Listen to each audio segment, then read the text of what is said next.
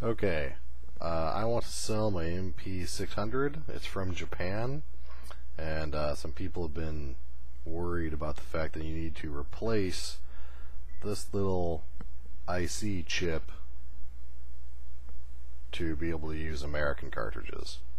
I don't know why Canon uses a different chip, but they do. So I use my Leatherman. It's pretty easy. You can just get under here, pop it up. You can get a knife.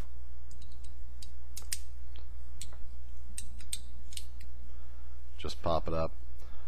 You can see this still has a yellow thing here. That's the breaker that allows the printer to be, the cartridge to be used. I actually took it off and had to put it back on with rubber bands, but no big deal. So the big issue, set it down, are these two little plastic caps. They keep the board on there. So what you have to do is just get a knife, or like any other tool that you want, kind of. Knife is easiest probably. Under here. And just gently pry up. Now that might seem like, I just broke that one.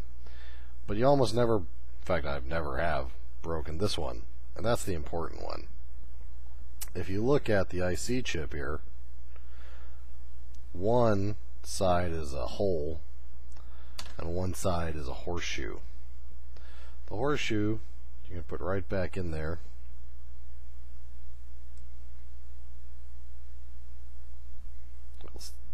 The other side goes on the post. Voila.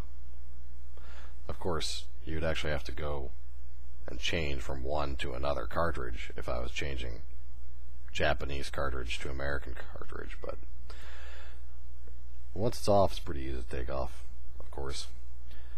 So if you actually want to know what the difference is, it's not even the board, of course. It's this little black thing right here, which somewhere has a different code that says Japanese version, and the American cartridges say American version. And that's it. That's preventing you from using this cartridge in your Japanese printer. It's pretty annoying.